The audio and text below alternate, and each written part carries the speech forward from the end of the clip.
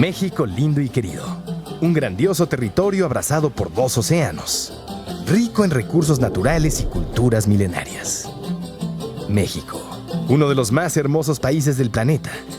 Poblado por gente nostálgica, alegre, sensual, amable, hospitalaria, explotada, reprimida, sometida, aterrorizada. México, con toda su fortaleza, ha tenido que crecer enfermo. Los mexicanos se han rendido ante la presión del poder y han sido víctimas de todo tipo de abusos. ¿Pero han podido denunciarlos? ¿Han podido expresar su inconformidad? ¿Sus reclamos? Desde la época de la colonia, los habitantes del territorio que comprende México han pagado un precio alto por defender la libertad de expresión. Los invasores llegaron a imponer dogmas religiosos y reglas culturales completamente ajenas a las locales. Gracias a la poderosa arma del miedo y al uso de la violencia extrema, lograron modificar, pero jamás erradicar por completo, la cultura de los nativos. Desde entonces, México ha sido víctima de varias dictaduras, que ocasionalmente cambian de disfraz, modifican su imagen y aparentan otorgar libertad de expresión, cuando en realidad las autoridades siguen sacando el bozal cuando lo creen pertinente o impertinente. A veces, los censores no son las cúpulas de poder oficiales, gobierno, medios, corporaciones, etc., sino los mismos ciudadanos, tradicionalmente conservadores y ridículamente desinformados. La historia antigua de México fue escrita por los colonizadores. La historia, según el Estado, pretende mantener la colonización mental y espiritual de los mexicanos. Hace que parezca natural que existan individuos exageradamente ricos y millones viviendo en condiciones de pobreza. A finales del siglo XIX, el presidente Porfirio Díaz impuso una dictadura basada en elecciones ilegales y una represión permanente contra sus opositores en todos los frentes. La tenía muy fácil. En aquel entonces, el 80% de la población era analfabeta. Por otro lado, la mayoría de los medios masivos de comunicación era propiedad de amigos del general. Los periódicos manipulaban la información a su favor y cualquiera que se atreviera a criticarlo era encarcelado o asesinado. En términos de represión, el general Porfirio Díaz fue un gran ejemplo para la mayoría de los gobernantes mexicanos. Bajo la bandera del progreso, se convirtió en un símbolo de la censura. Durante muchos años, México fue gobernado por la dictadura perfecta. Cambiaba de rostro y discurso, pero el dictador era el mismo. Uno que otro trataba de rebelarse, pero naturalmente el sistema regresaba al infalible formato dictatorial.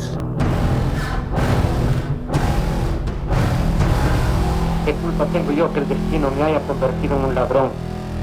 Y un buen día, la tiranía del bozal, la tradición de la censura extrema en México trató de cambiar. El pueblo ya no aguantaba más y tenía que expresar lo que creía y pensaba acerca de todo. El sexo, el lenguaje, los medios, el racismo, la iglesia católica y sectas afiliadas y no afiliadas, la policía, el gobierno, el intocable jefe de Estado. Desde diferentes trincheras, una buena parte de la población de México comenzó a expresarse con un poco más de libertad. En una pinche cueva llena de pudrición estaba el presidente chingando a la nación.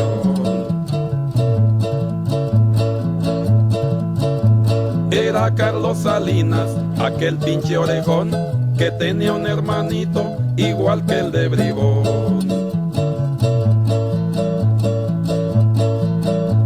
Pero llegó Cedillo y su lugar ocupó y una chingateor a la nación le dio. Tú te vas a Dublín, ahora sigo yo, tú ya te los chingaste, ahora los chingo yo. Con gringos y empresarios y el cura Santurrón están en esa jaula chingando a la nación y el pueblo apendejado viendo televisión creyendo que algún Dios le va a dar salvación.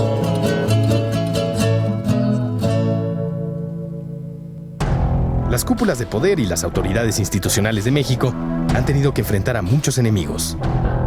Uno de los más incómodos sobrevivientes, el rock.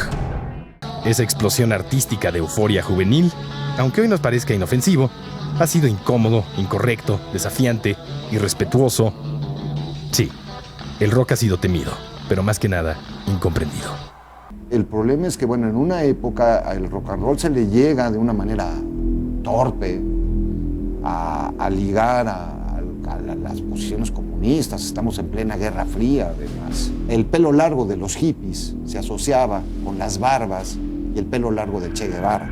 Para sociedades conservadoras, el rock ha sido provocador, sexual, inmoral, peligroso, satánico. En muchas ocasiones, el rock se ha convertido en el enemigo público número 1. Un día paré un taxi y se bajó y le dijo, pinche puto, se me vino encima y nos agarramos a madrazos ahí en Eje Central. ¿El taxista? Un taxista. No, es que había un odio muy cabrón. Pero el rock and roll siempre fue una amenaza para la autoridad. A la policía nunca le gustó el rock. El cantante de los Blue Caps se llamaba, en paz descanse, René Ferrer. Se lo llevan a los separos y le dieron tal golpiza que lo mataron. Pues es que todos los medios estaban controlados por el gobierno y el aparato adulto, ¿no? Entonces, si querías escuchar rock, pues tenías que ir a un café. Eran lugares muy sanos, no se vendía alcohol, era nada más ibas a tomar tu limonada o naranjada y te podías estar toda la tarde oyendo grupos. El regente Uruchurtu prohibió el rock, entonces ya no hubo cafés cantantes. Él tiene que ver con un control muy férreo que va a sostener una autoridad muy fuerte por encima del crédito que ya era evidente que empezaban a desempeñar los jóvenes. Y entonces como veían que sus hijas se alocaban, pues decían, no, algo anda mal ahí. Aparte la iglesia no contribuía mucho, contribuía mucho al miedo al rock. La cultura mexicana sufre de autoritarismo. En este caso es muy interesante también la época de Díaz Ordaz, porque cada uno de estos estudiantes ya entiende otra cosmovisión. Entiende que el poder está en uno mismo, está en el individuo, digamos. Díaz Ordaz lo que va a reprimir es la ciudadanización, la multiplicidad, la pluralidad que implica la ciudadanización. Discúlpenme, aquí sí, la autoridad es la institución. Cuando los jóvenes coinciden con la corriente principal de pensamiento, son un arma muy útil para el Estado. Dóciles, manipulables, obedientes. No podemos tener nada contra el gobierno y aparte de eso, nosotros somos estudiantes, no podemos opinar nosotros. Pero cuando los jóvenes no se alinean, se convierten en la peor amenaza. Les advierto, dejen estar de revoltosos. Los que les van a dar un escarmiento con el gobierno no se juegan. El 2 de octubre de 1968, el gobierno mexicano, presidido por Gustavo Díaz Ordaz, ordenó un acto terrorista en la Plaza de las Tres Culturas de Tlatelolco, contra un movimiento estudiantil. El ejército mexicano y el grupo paramilitar Batallón Olimpia cometieron una terrible masacre en la que hubo muertos, heridos, desaparecidos y encarcelados. La mano dura del dictador. En el sexenio de Gustavo Díaz Ordaz, la libertad de expresión estaba bastante acotada. Una de las cosas más interesantes es la profunda sencillez de las principales demandas, respeto a la Constitución y diálogo público con el presidente. Tlatelolco fue un acto de terrorismo de Estado, pero en su momento, los acusados de terrorismo fueron los estudiantes y los líderes del movimiento. Terrorismo causado por jóvenes asociados con el enemigo más peligroso para Occidente, el comunismo. ¿Cree usted que el llamado movimiento estudiantil fue atacado políticamente demasiado tarde? No lo creo, doctor. Sí fue atacado políticamente. Hasta después, cuando hubo manifestaciones de violencia criminal, entonces hubo necesidad de tomar otras medidas. Pero algo quedó muy claro el 2 de octubre del 68. Al Estado no le gustaban las concentraciones masivas de jóvenes. El siguiente presidente de México, Luis Echeverría, quien fuera secretario de Gobernación durante el sexenio de Díaz Ordaz, prometió desde el principio libertad de expresión y apertura. Y acabó protagonizando la Guerra Sucia. Echeverría viene a ser el primer presidente que surge de la burocracia. Toma el poder presidencial sin haber ocupado nunca un cargo electivo. Es, por supuesto, hijo del dedazo, establece una continuidad de represión pasmante. Es la desaparición de gente en sus propias casas en la Ciudad de México, en algunas otras ciudades, que estaban conectados con movimientos de izquierda, que estaban conectados con partidos de izquierda, o que estaban conectados con guerrillas, ¿no? Fue una represión muy ciega, muy sin sentido, pero muy orgullosa del soporte del poder tradicional. Señor gobernador, ¿está totalmente desintegrado el grupo del delincuente Lucio Cabañas? Absolutamente. Y repito, debemos felicitar a nuestro ejército, a los elementos de la 27 Zona Militar por la acción llevada adelante desde su comandante y todos los oficiales y la tropa. Lo que pasa en el 68, la Plaza de las Tres Culturas, en términos cuantitativos es muy corto frente a lo que va a suceder durante los primeros 5 años de la década de los 70 en términos de represión en el país. Y es muy represivo no solamente por Echeverría, es muy represivo porque el 68 le mordió la piel al autoritarismo mexicano. En el 68 el secretario de Gobernación es Echeverría, ¿sí? En el halconazo el presidente de la República es Echeverría. El 10 de junio de 1971, un grupo paramilitar conocido como los Halcones, entrenado por la Dirección Federal de Seguridad y la CIA, reprimió violentamente una manifestación estudiantil en apoyo a los estudiantes de Monterrey. Y unos meses después del trágico halconazo, llegó el 11 de septiembre.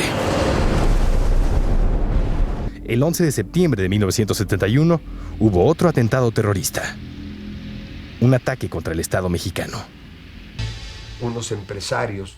Eran unos juniors, pues queriendo hacer rock and roll. Fíjate que ellos promueven el automovilismo y quieren organizar una noche mexicana con motivo de la carrera que se llama Circuito Avándaro. Sabemos que tú manejas grupos, festival de rock y ruedas.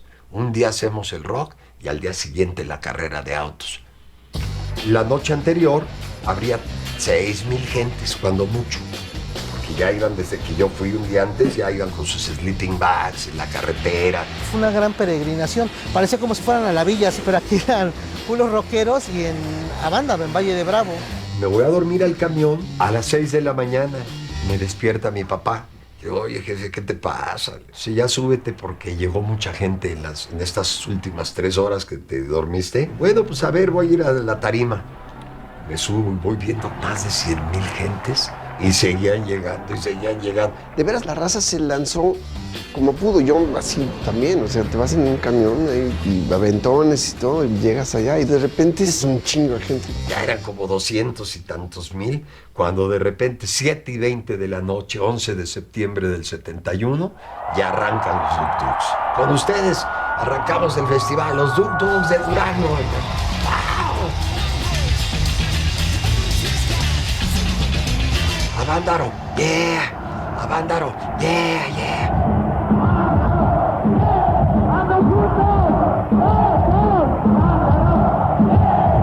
Y en eso empieza la chava arriba del camión, se quita la blusa y se quita, de repente se queda sin nada. O sea, una chava que estaba en... ¿cómo? Sí, ahí estaba en el público, pero alguien ayudó. Y ya estando arriba empezó a bailar y de repente se quita la blusa. Pues imagínate al ver unos pechos ahí de chava. La encuerada de Avándaro. Esa fue la encuerada. Y todavía la chava dijo, pues, ¿por qué no me he de quitar el pantalón? Pues también, ¿no? Pues, y toda la gente, sí, ya sabes, ¿no? Se quita el pantalón, se queda en un calzón, una trucita, una pantaletita roja y viene Peace and Love. Y por angas o mangas, en ese momento el sonido estuvo en lo mejor. Cuando empieza, tenemos el poder, tenemos el poder. Y de pronto, imagínate, a 200,000 locos gritando, tenemos el poder, tenemos el poder.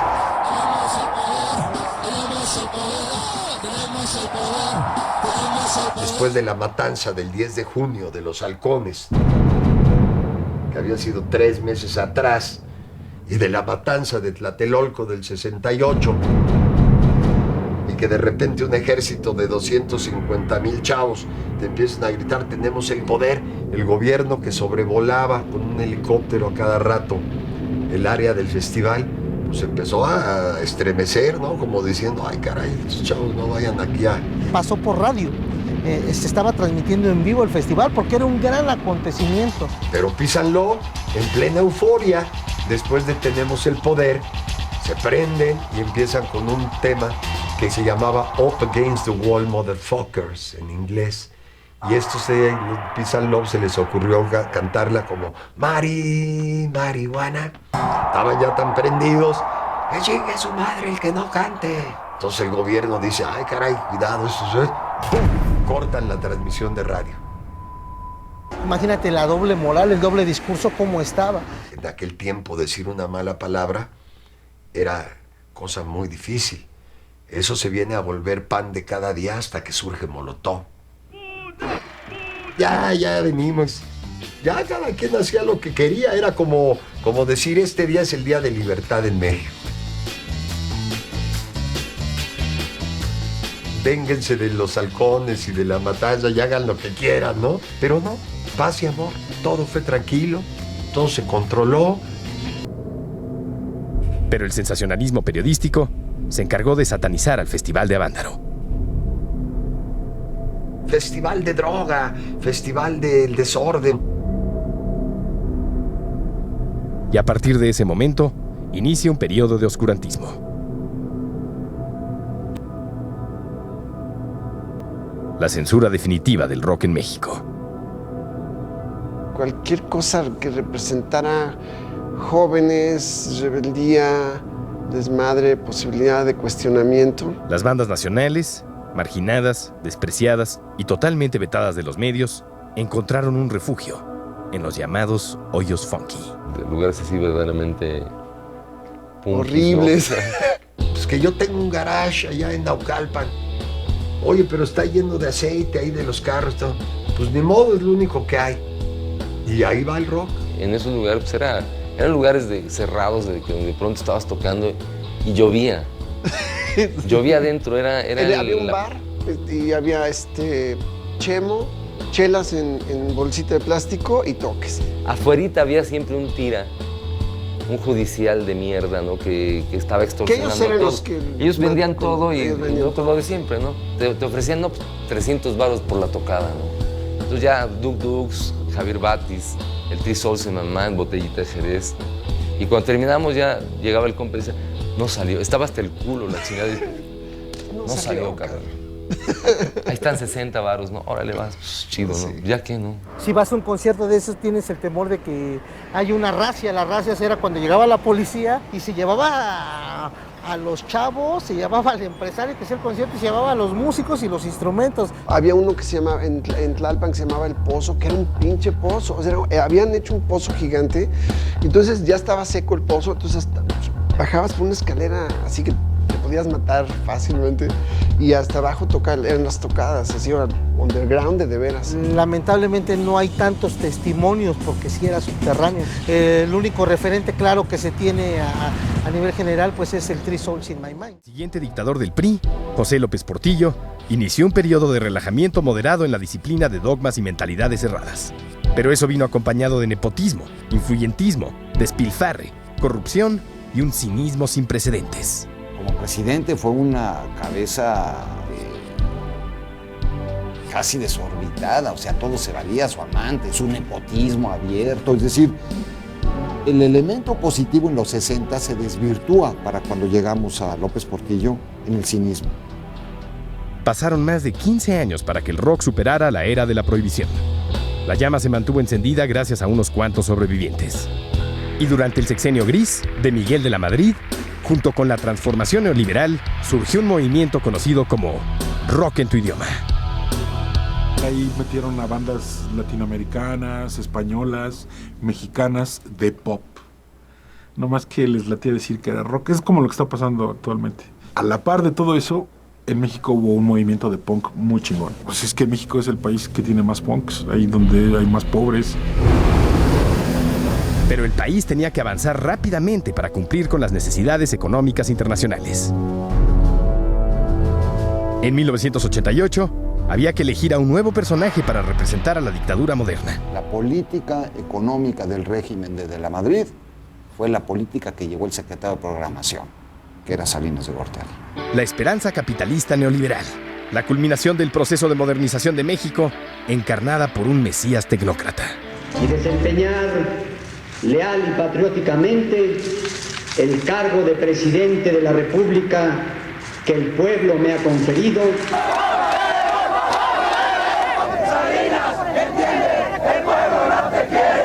Carlos Salinas de Gortari ocupó el trono del dictador con la supuesta intención de colocar a México en la categoría de primer mundo. Alentaré y conduciré el esfuerzo de modernización nacional y ganó la presidencia gracias a una supuesta caída del sistema de conteo de votos. Mi abuelita, mi papá, bueno, todos están votando y ya murieron. Pero eso no importaba. México, con sus pretensiones neoliberales, finalmente tenía que cambiar, actualizarse, modernizarse. México quería ser fresa, gabacho, cool. Ahora Salinas tenía que legitimar su presidencia. Y a diferencia de otros presidentes, manejó una extraordinaria estrategia de comunicación dictatorial, la cual no dependía tanto de la censura, sino de la autocensura. Entonces, ¿no había censura en su gobierno? Lo que había, sin lugar a dudas, era una manera en que buscábamos transmitir mejor nuestro mensaje. Y lo lograban, ¿no? Bueno. Salinas compró medios e intelectuales para validar su presidencia y su proyecto. Y logró venderle al pueblo que era el salvador de México. Renegoció la deuda externa y le propuso un tratado de libre comercio a Estados Unidos y Canadá.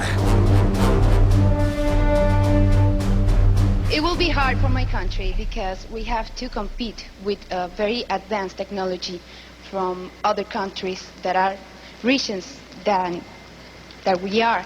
El nuevo presidente se encargó de vender todo lo que tenía a su alcance.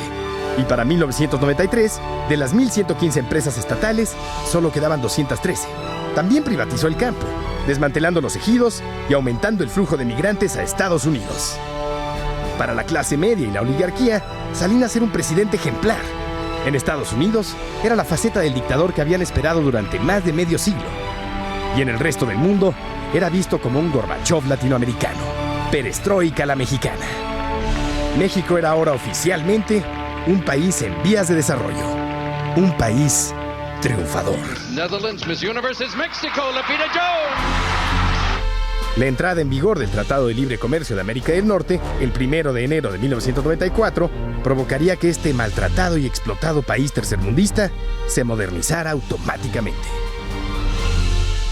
Entonces, Salinas representa una modernización del poder. Y claro, al final también va a representar una actualización del autoritarismo. Por supuesto que se va a ir perdiendo paulatinamente una serie de elementos emblemáticos del viejo autoritarismo, pero se van construyendo otros nuevos. Es un periodo que está muy marcado por contradicciones y por las confrontaciones quizás más serias que había vivido el país en mucho tiempo. El 31 de diciembre de 1993, México se fue a dormir pensando que por fin había superado el doloroso pasado. Solo para despertar el 1 de enero con una sorpresa nada grata para la dictadura perfecta. Es un movimiento de insurrección de nuestra organización que se llama Ejército Zapatista de Liberación Nacional, cuya dirección es mayoritariamente indígena. Tzotzil, Celtal, Chol, Topolabán, Zoque y Mao. Nosotros pensamos que estuvimos aislados todos estos años porque mientras en el resto del mundo se iban dando rebeliones contra dictaduras o supuestas dictaduras, y esto era visto con lógica, en este país empezaban a avanzar una serie de medidas pues dictatoriales. El EZLN llegó a arruinar la fiesta de Salinas. Profesionales de la violencia, nacionales de un grupo extranjero, ajenos a los esfuerzos de la sociedad chiapaneca, asestaron un doloroso golpe a una zona de ese estado y al corazón de todos los mexicanos. Unos meses después del levantamiento zapatista, el candidato a la presidencia del PRI, es decir, el siguiente presidente de México, se preparaba para relevar a Salinas. Estamos ahora ante una oportunidad excepcional. No la desperdiciemos. Un momento excepcional en mi vida. ¡Colosio, peso, no, candidato, Colosio! Para mi candidatura a la presidencia de la República. El más alto valor de nuestra sociedad, qué duda cabe, es la nación. Y el más alto valor del hombre es la libertad.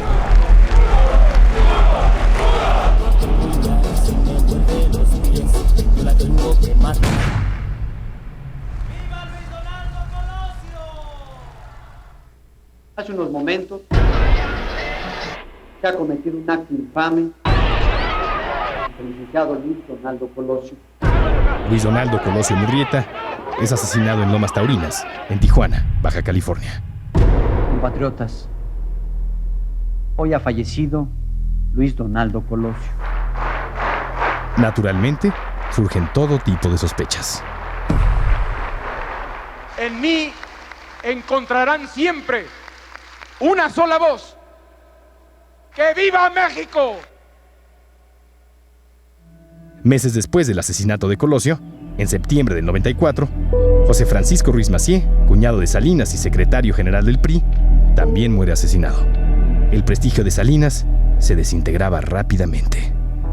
Mientras tanto, la simpatía internacional por el EZLN seguía creciendo y el movimiento indígena de Chiapas capturaba la atención de todos los medios del planeta.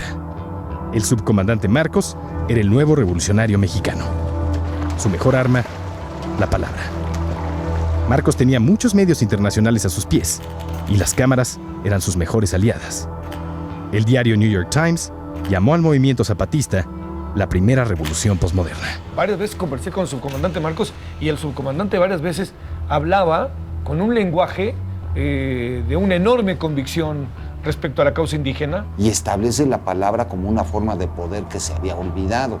Ya ponía en la mesa los temas de la globalización. Es el primer movimiento que se da en México con esas dimensiones, que sale por internet, que sale por fax. El movimiento zapatista es una idea comunitaria de la política. O sea, es pasar de la democracia representativa a la democracia participativa. Los indígenas eran parte como del panorama, ¿no? Eran parte de la escenografía del país, ¿no? Mira, ahí van los inditos. Nos obligó a vernos a nosotros mismos de otra manera y a pensar que los indígenas no son los que están en las vitrinas del Museo de Antropología. Pero el movimiento zapatista se expandió en términos de tema para la sociedad. Se convirtió en algún sentido aspiracional. Pues el EZLN sumó las simpatías de muchas bandas que pues veían en el EZLN pues una alternativa pues a todo este monstruo neoliberal que pues nos estaba llevando pues al abismo y todavía, ¿no? Se volvió a retomar con fuerza un lenguaje social. El PRI estaba muy debilitado, pero nada detendría la continuidad dictatorial. El poco o nada carismático exsecretario de Educación Pública y jefe de campaña de Colosio se convirtió en el siguiente dictador de México. El progreso económico solo tiene sentido si llega al hogar de cada mexicano.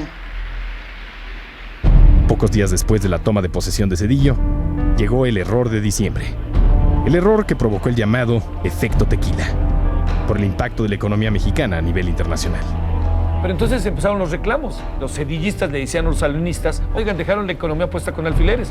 Y los salinistas le decían, sí, pero ustedes se los quitaron, ¿no? El error obedece a un cúmulo de sucesos. Matan al cardenal Posadas, se van los inversionistas corriendo. Se muere Colosio, se van los inversionistas corriendo. De repente hay un retiro masivo del capital. Y todo ello en un periodo de un año en donde Zedillo entraba el 1 de diciembre. Entonces entra Zedillo sin mucha capacidad de maniobra y entonces lo que se viene es una lucha descarnada. Y por supuesto que con esto no es que se haya caído el modelo neoliberal, lo que se cae es el modelo salinista. Las repercusiones sociales que tuvo esta crisis fueron incalculables. Muchos mexicanos perdieron las casas y autos que habían comprado en contratos de tasa variable. Otros más perdieron absolutamente todo lo indispensable para sobrevivir. En su momento, esta terrible crisis económica fue considerada como el fin de la clase media mexicana. Y por si eso fuera poco, en marzo de 1995, Raúl Salinas, el hermano del expresidente, es acusado de la autoría intelectual del asesinato de Ruiz Massieu, de vincularse con el narcotráfico, e incluso algunos lo señalan como responsable del asesinato de Colosio. Meten a la casa de Raúl Salinas por diferentes cargos y lo meten a Almoloya, no a cualquier cárcel, una cárcel de alta seguridad. Y paralelamente Salinas empieza a tener un temor de que lo pudieran también a él meter a la cárcel. Ya estaba en absoluta y total decadencia. Las muertes, los asesinatos entre las familias, Salinas, el otro, el cuñado, el colo, o sea, fue una descomposición absoluta. Es decir, casi lo que está pasando en las calles, lo que está pasando en Juárez pasaba en la esfera política. En 1995 no existía ni 1 miligramo de esperanza. México estaba profundamente herido. ¿Tú crees que la televisión dice la verdad? Algunas veces. ¿Algunas qué quiere decir? Que en unas cosas sí es la verdad, los que les conviene decir, en otras no. Un güey que se estaba ahí manifestando afuera de Samos, de ahí de la plaza de Coyoacán, Y pues lo agarró la policía y pues lo agarraron así a putazos, o sea, nada más por cómo se veía casi, güey. Pues sí te ardes, güey, o sea, como pude haber sido yo, güey, ¿me entiendes? Y luego ves en la noche la otra parte, ¿no? Que es el noticiero, güey. Y pues lo tocaron así como disturbios ya sabes, hubo disturbios y saldo blanco y pues no, güey. O sea, la neta es que no era así, güey. Entonces, pues ahí salieron todas esas canciones de pues, que no te haga bobo Jacobo.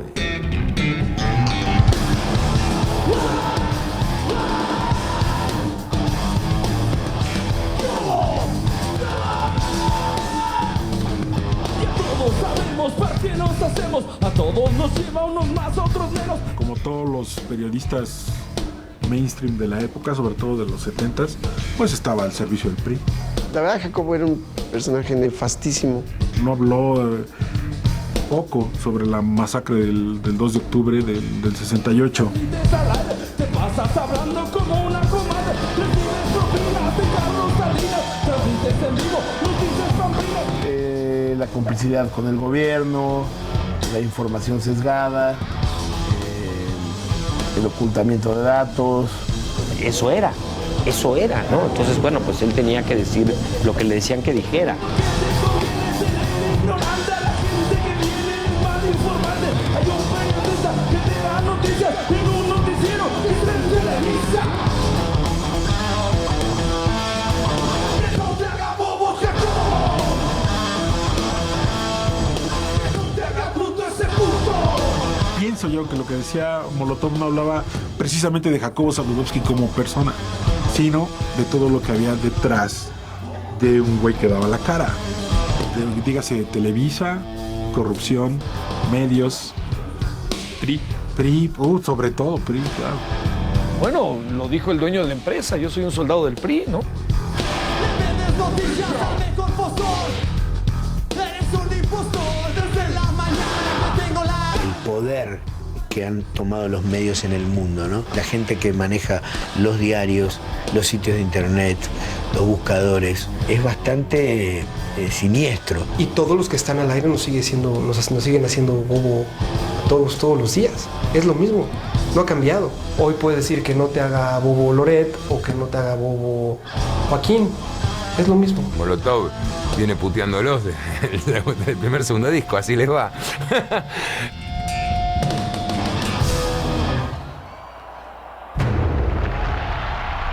En estos años se han sentado las bases de una nueva etapa en la vida del país.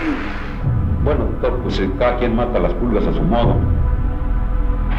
Nos opondremos a ellas, provengan de donde provengan.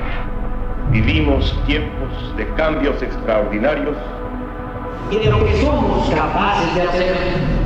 Lograr condiciones dignas en la vida de cada familia mexicana. El último que hablaría mal del gobierno sería yo. Una vez más, en los hechos, la grandeza mexicana. ¡Que viva México!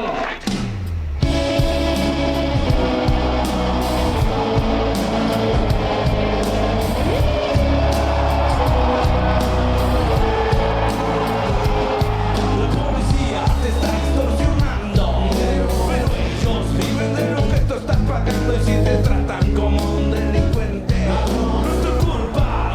Dale gracias a la gente que arranca.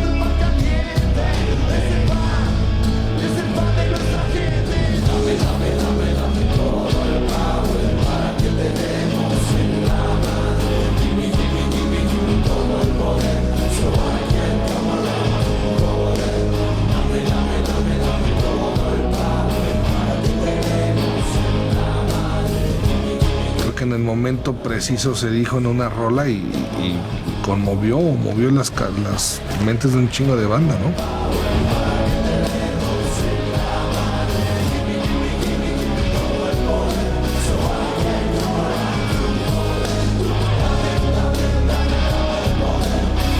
Creo que sin querer la gente como que adoptó la canción, ¿no? Gimme the Power es un himno, ¿viste?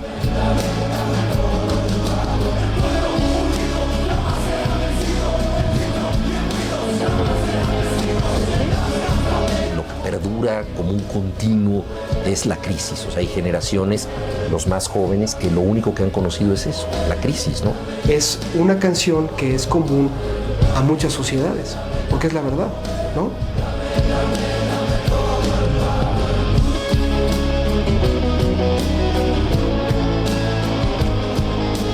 Por eso se volvió un himno, porque la gente realmente sentía que no podía confiar en el gobierno, ¿no? El hecho de que la estuviera cantando 2,000, 3,000 personas al mismo tiempo, era como decir, no nos van a hacer nada y mira lo que estamos diciendo. A ver,